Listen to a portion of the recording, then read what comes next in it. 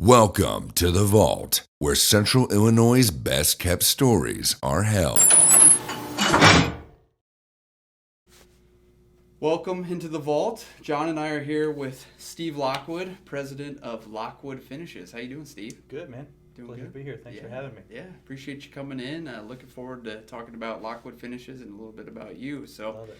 tell us the story. How'd you get started? Oh, man. So I graduated high school 2001. Graduated from Girard. Okay. In 2001, I worked at Sonic in a small little place called Whirlawhip.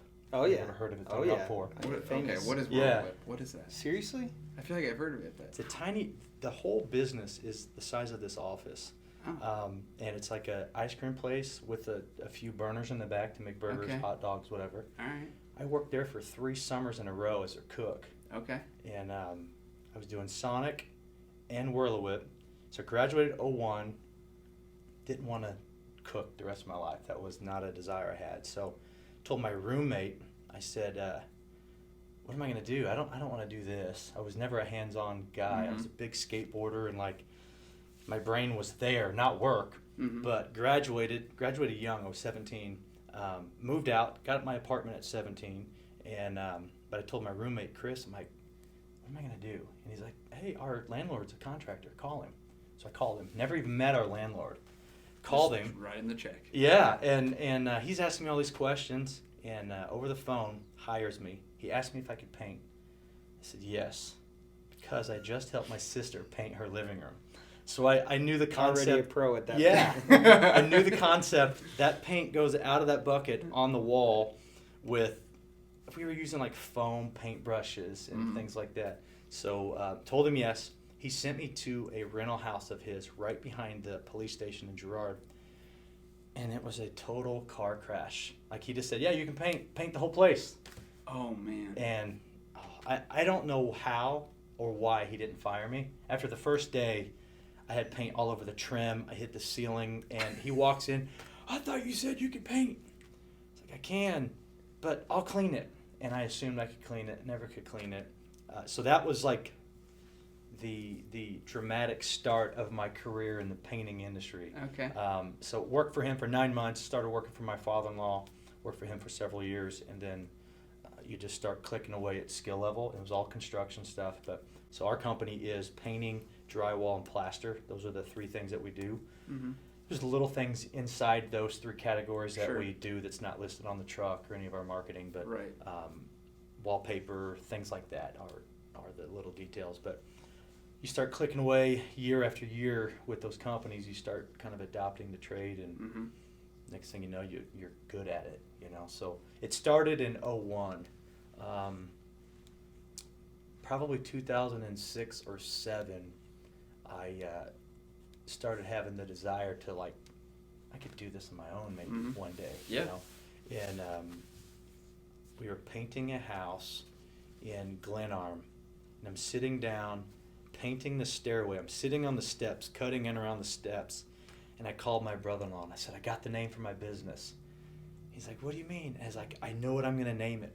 And he says, okay, what are you going to do about it? He kind of didn't. I wanted him to be excited with me, and he didn't. But I said, it's going to be Lockwood Finishes. I was like, dude, I could do paint finishes. I could do drywall finishes. And I got so excited. I could do brick finishes. I could do all these finishes, So the name Lockwood Finishes started on those steps in Glenarm. It just popped in my head one day. That's pretty cool. And so that's kind of the origin starting point of it, and then eventually, you start, you do the real thing. You get the S Corp and become a real business and take off from there. So it's 23 years doing this now, I guess, or just, it's 2024, so pushing that 23-year mark. Wow. Yeah, it's fun. It's fun. So how did you find because you guys have clearly found a niche. So how did you find your niche? Was it when you were working for somebody else that you realized that you were, okay. Yeah, so I worked for the first guy for almost a year, and I was doing roofing too. It's like I was Right. grunting and demoing drywall and all of the stuff. Learned how to finish drywall with that guy. And so with those 2 construction companies, there's a lot of things I can do. I can build decks and all of the stuff. But I kind of gravitated to the painting and the drywall and then the plaster. Mm-hmm. I just kind of got good at it unintentionally at first. And then around that Glenarm day, I started kind of almost adopting it as, I can do this, like this is me. Right. In 2008, I was laying in bed. I was reading a Sherwin-Williams magazine one night, and they had this normal bedtime material. Yeah. Deep dive into what you do. Oh, that eggshell is awesome. Yeah, right. Yeah. It's quite unique. I love that. But they were interviewing this painter, and it was showing his job site and stuff. And I was like, I do all of this. I can do all of this. Mm-hmm. And of course, Sherwin-Williams is a massive corporation, and they just happened to be interviewing the one contractor. And it stood out to me that, like, it's no longer just you're just a painter, you're not a carpenter or whatever, because working for a construction company, the carpenter is everything. He's the guy doing the crown molding, all the difficult stuff. The painter's just the decorator. Right.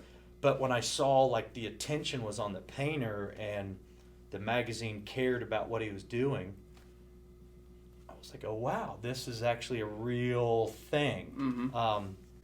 Then later, my boss, I had two bosses at the company I worked for.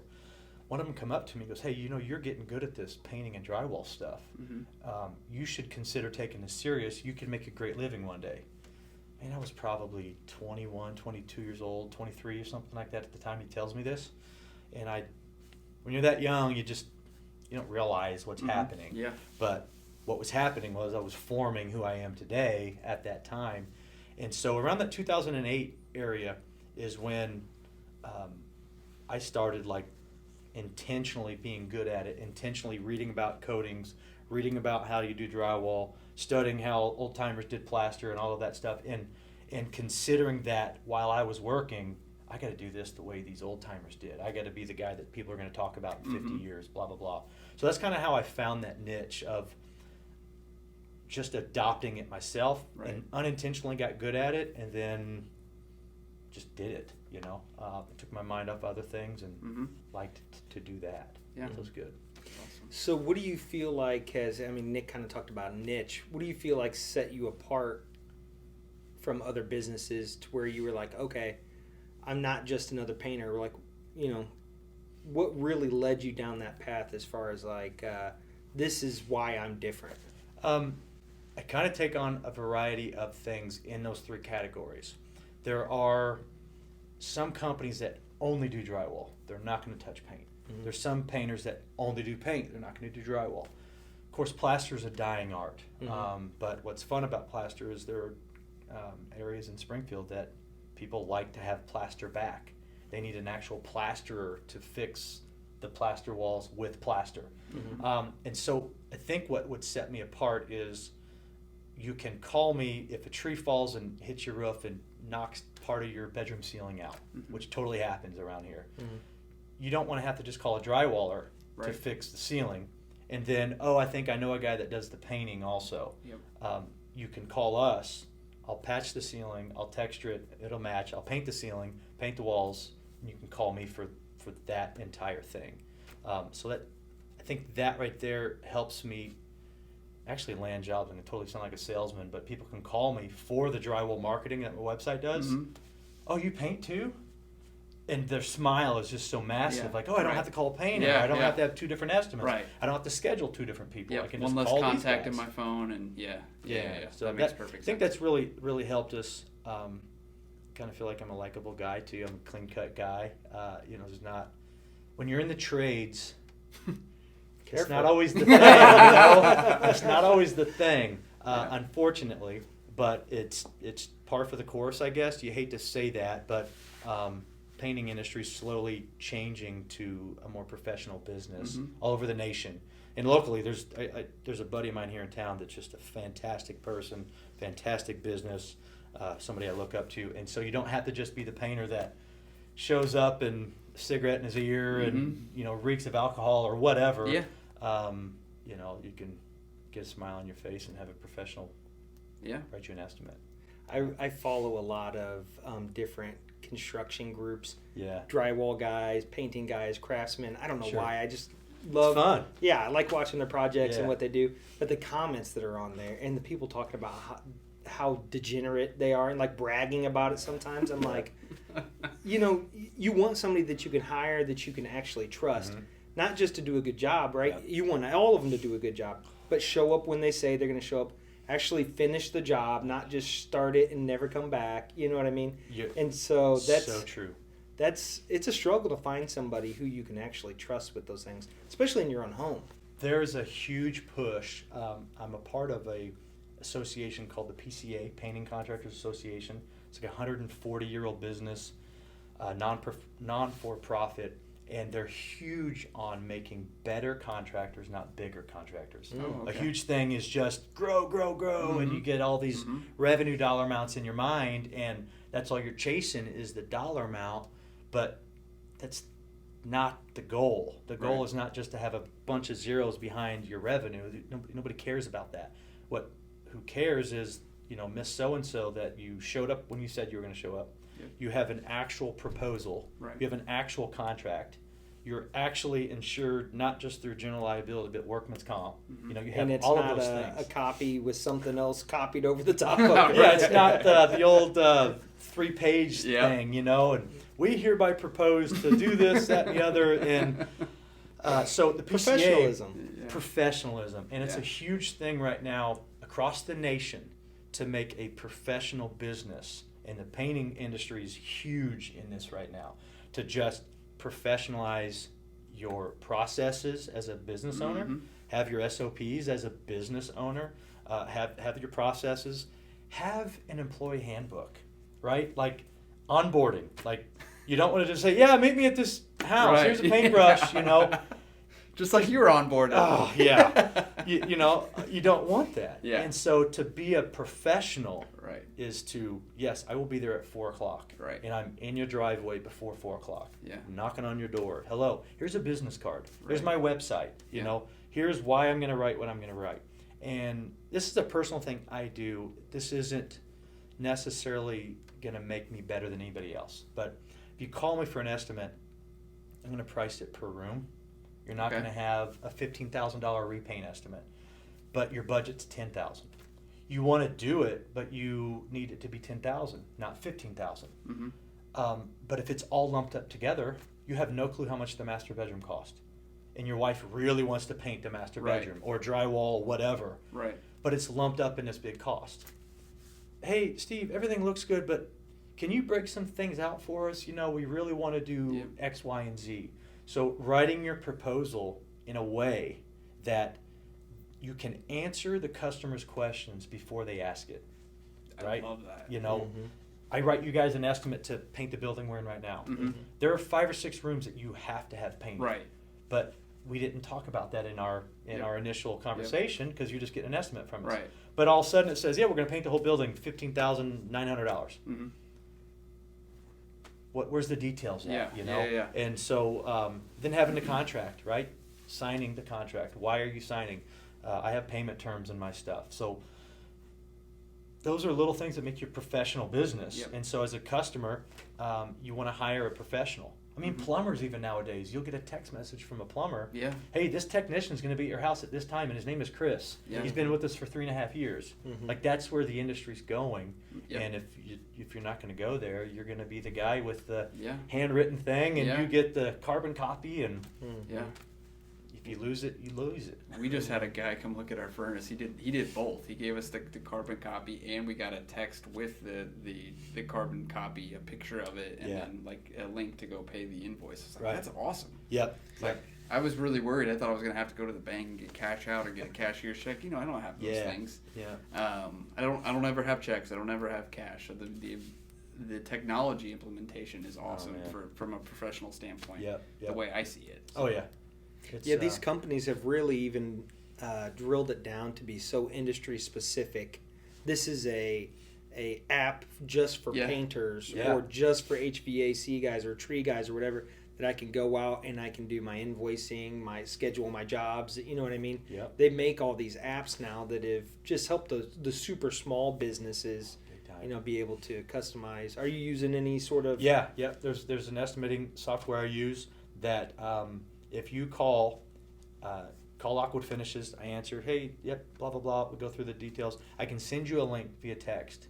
You get a calendar. You can pick the day, the time, and it sends me back and says, hey, they want to meet you at this time, and I can either click yes or say nope, I'm double booked there. They don't get a copy of like my calendar. It's just a calendar, and then they pick the time, a small description of what they want, sends it to me, and all I do is hit confirm, and it goes right into my phone, and it's super awesome. simple. And that costs money, but time is way more than cash, And efficiency. Yeah, and so your time is worth so much more.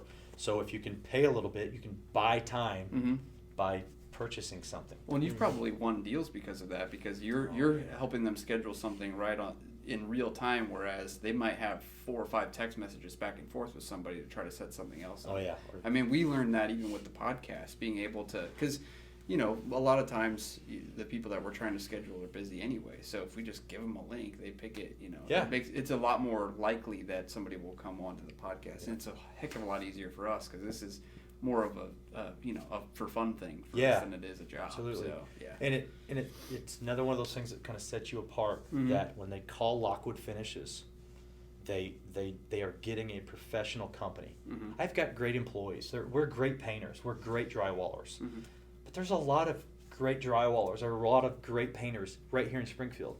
But you've had to leave them 45 voicemails. Right. They might get there in December. But you don't know. But they're really cheap. Yep. And they're going to do a great job.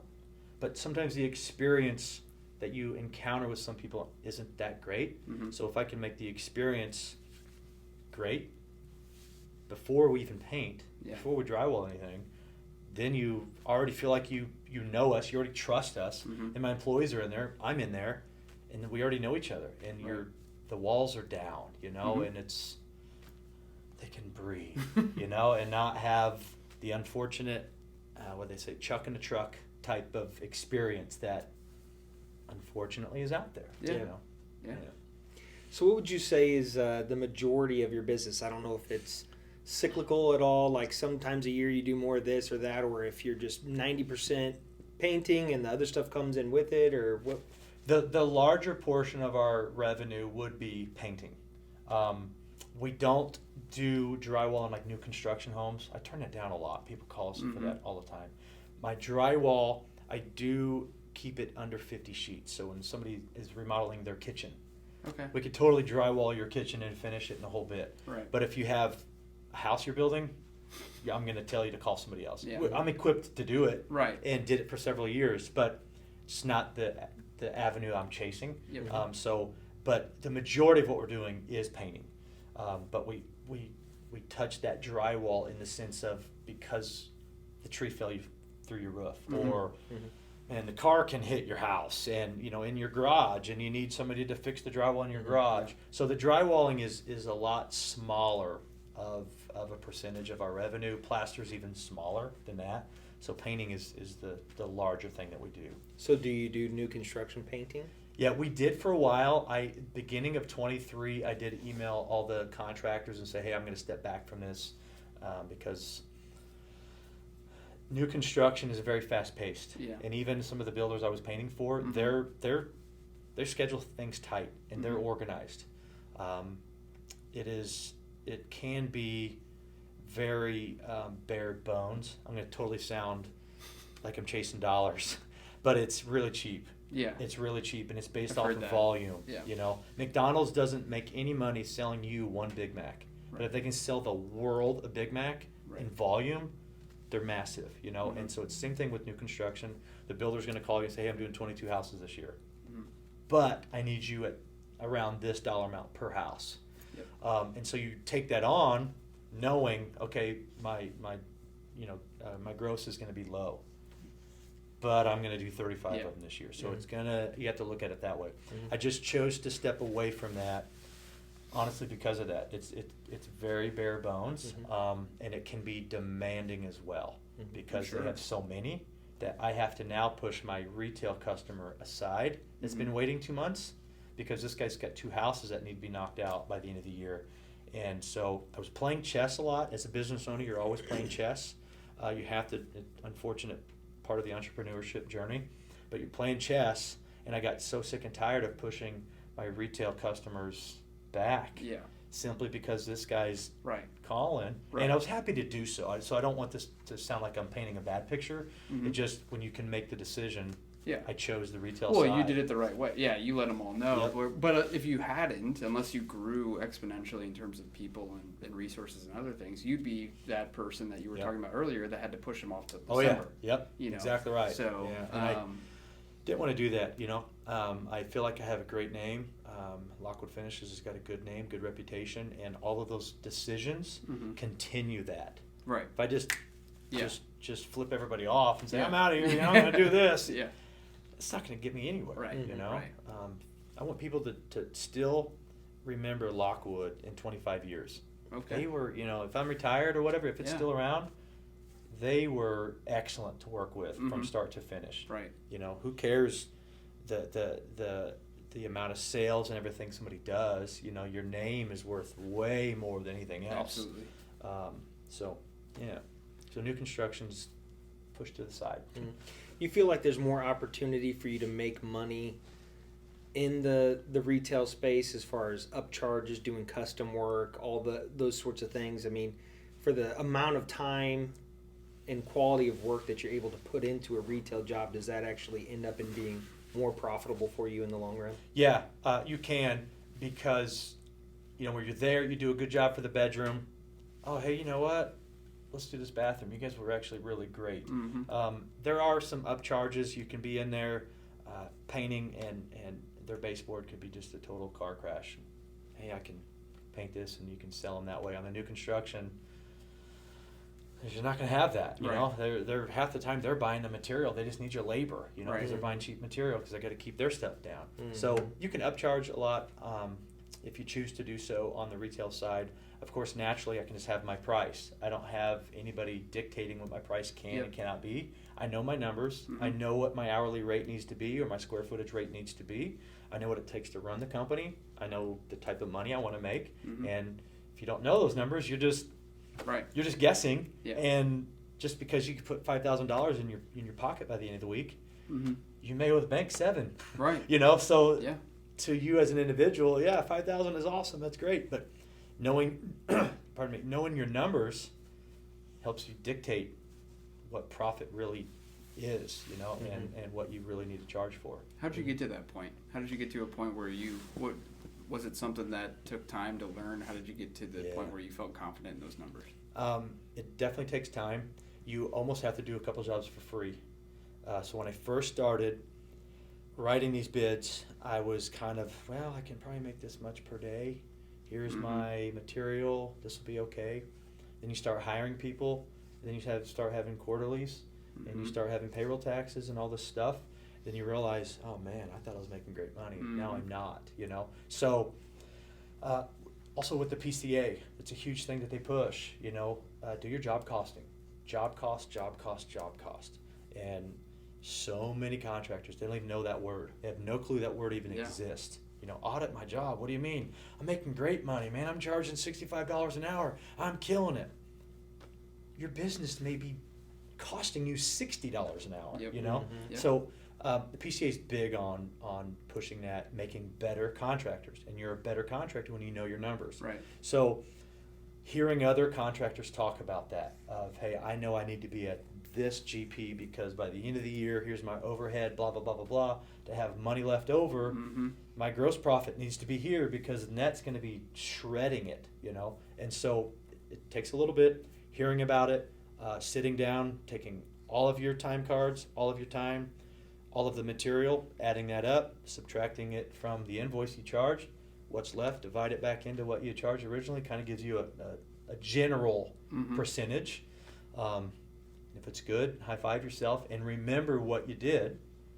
So what I did is I got a couple good ones, and I was like, okay, cool, I'm making it, right? I'm making money now. Yeah.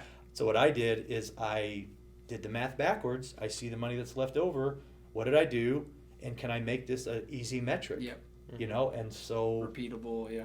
yeah, you just do that. There's a guy I follow. He's from Texas.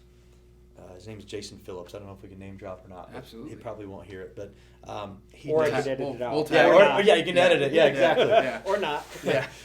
We'll tag him. Yeah, right. But he has the Easy Bake Oven. His revenue is massive, and he's a really great guy to listen to and look up to and all of this stuff.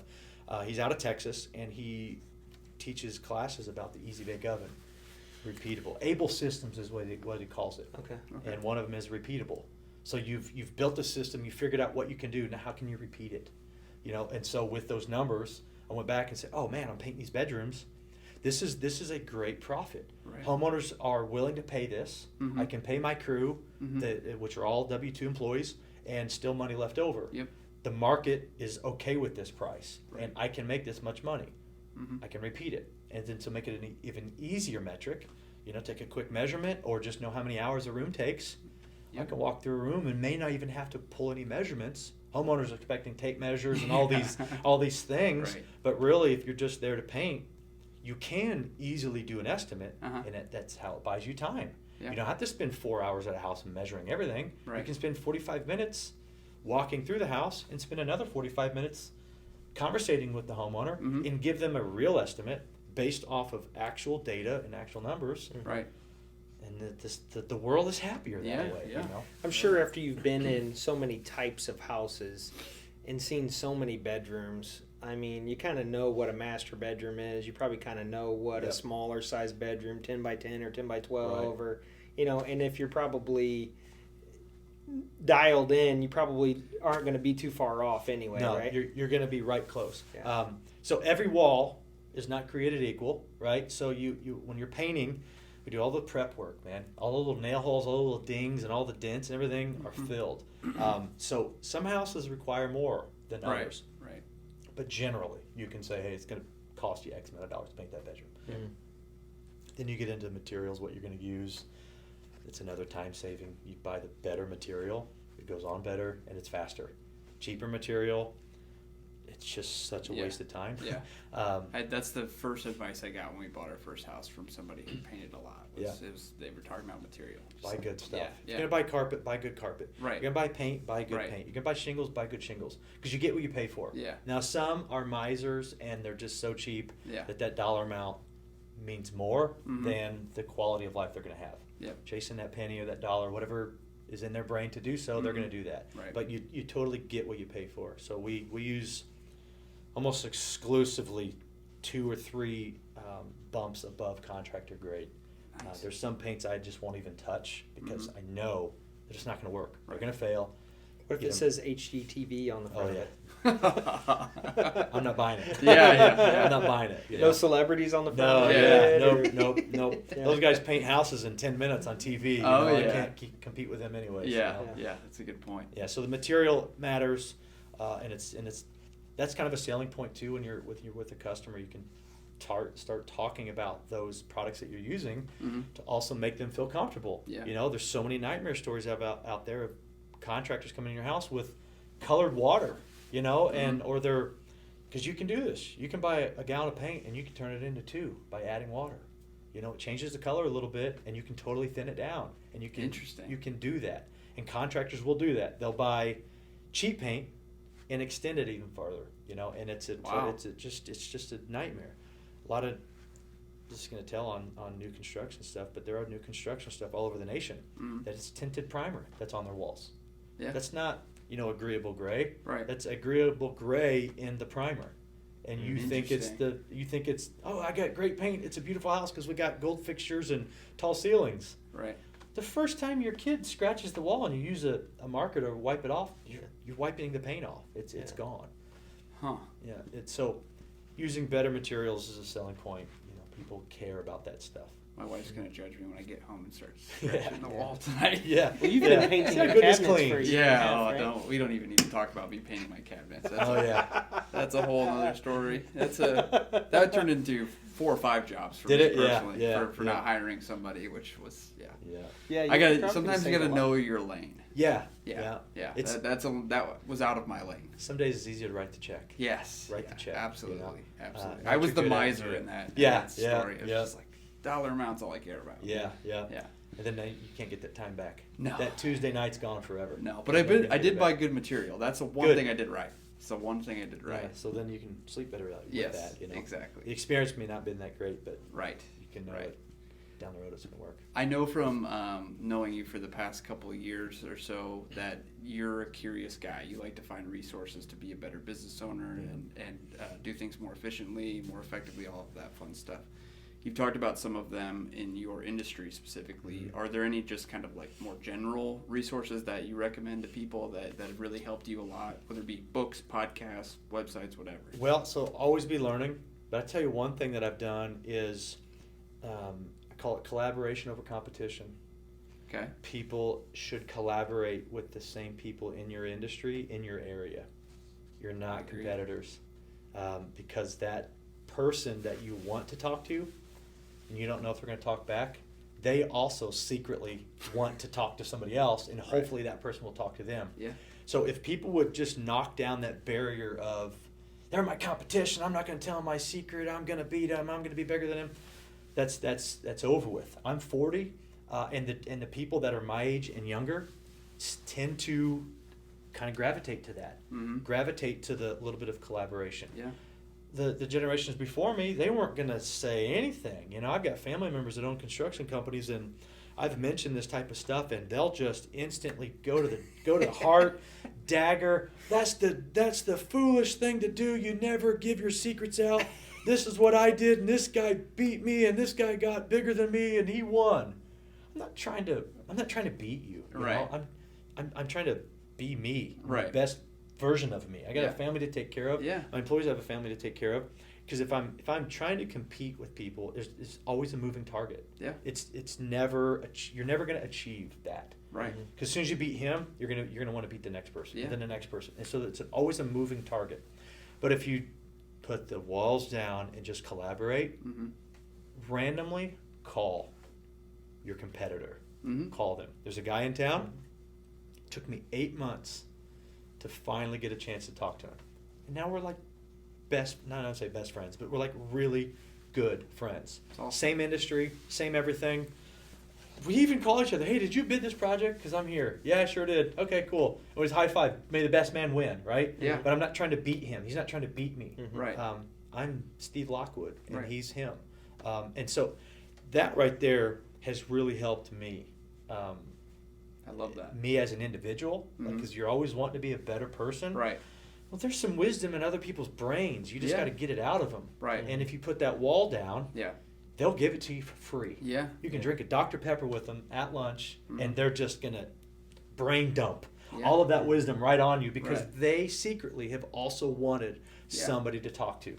Right. But the at least in the industry I'm in, the painting and drywall industry, it's that whole competition. I'm gonna beat Ours my too. Our competition. industry is very much like that. Yeah, but we had Nick and I took a lending school, a class that we paid for, and the instructor was a current banker at another bank.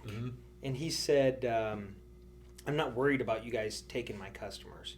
He's like, what I'm worried about is making better bankers. Yep. He's like, because when the industry does better, I'll do better. So I just want the whole industry, I want to put onto these bankers the knowledge that I have so that they can be better bankers, so that our industry does well in our markets and we all do well together. Are you talking about Turp? Yeah. Yeah. Shout out to Mark Turpin. That's the guy. Yeah. And he also, he's so confident, and this is what I love too. This is something I've tried to adopt. He's so confident that his customers won't leave that he's serious when he says that. Yeah. I'm not worried about you coming to take my customers. Yep. And I love that. That's powerful to be able to feel that confident that they're not going anywhere. It'll change you. It'll change you as a human being. It'll change your business. And what's the saying, like rising tide raises all ships or whatever? Yep. And there was another guy that mentioned something about to be the tallest building, some people are going to tear down other buildings, or you're just going to build your own building really tall. Yeah. And I like that. All industries are trying to knock each other's businesses down so their business can stand up. Who cares? Right. Who cares? The other good thing is knowing that niche that you're in and knowing what other people's niches are, because there's lots of times where we call other bankers. Oh yeah. All the time. That our competition say, look, I got one right this- before this. This does not fit Yep. what we do, Yep. but I know you've done some of this stuff. Yep. Are you interested in it? Yeah, we've shared referrals, Do it all and the then time. you get them back too. Yep. Because you're always talking to these people, thinking about each other, who does what. It really works out. We do it all the time. Or hey, I'm interested in getting into this. You do this a lot. Mm-hmm. Can you give me some pointers? Yep. Sure thing, man. Call me tonight at 7. Whatever. Mm-hmm. It's such a unfortunate problem with humans, and it sounds like it's in all trades. So my trade and your trade. Yep. That humans just competition and nobody cares. Like, right? My wife doesn't care that I sold more than some other painting company in town. Right. She doesn't care, Yeah. right? I've got a daughter and a son to take care of. Mm-hmm. Take care of your home. Take Right. care of you, Yeah. But there's going to be people that are going to have that competition mindset, Yeah. and they're not going to go to sleep well if they lose. And that's whatever, that's them. But it's really shaped me, that whole competition over collaboration. Mm-hmm. I tell you one thing that has also helped in this whole collaboration thing. My buddy here in town has told me several times, stop listening to the noise. Mm-hmm. So we talked earlier on different pages that you can follow and things in the industries. You can see what other people are doing, and you can compare yourself to what they're doing. Yeah. And comparison is such a car crash. It's not wise. The Bible even talks about that. You're not supposed to compare yourself to others. It's not wise. Mm-hmm. And my friend told me at lunch, 2 or 3 weeks ago, he says, as soon as you start comparing yourself to other people, you've lost sight of Yeah. who you are. Mm-hmm. And in every industry, and I think it's a human being thing. You see what other people are doing in your industry, and you're like, man, But the reality is, especially if it's online, because everything on the internet's real, right? Right, exactly. Yeah. No, everybody wants the blue click. Oh, They want yeah. the blue thumbs up thing, Uh-huh. or the red heart, or whatever, and whatever they've got to do to make that look nice. And I Mhm. think we're all guilty of it. We've all probably had experiences in our life where, like, I'm Yeah. gonna post this. This is pretty sweet. Yeah. Yep. Well, there's somebody depressed that sees that, like, Yeah. man, but obviously that shouldn't negate you for posting that. But Right. if you're going through a hard time, you're trying to grow, you're trying to do your thing, and you're looking at what other people are doing, they're doing that because they chose to do that. Yep. And if you want to do that, go for it. Right. Go do it. Mhm. But just because they're doing it doesn't mean you have to do it. Yep. You don't have to do it that way. Especially as an entrepreneur. Every business owner wants to shred their profit.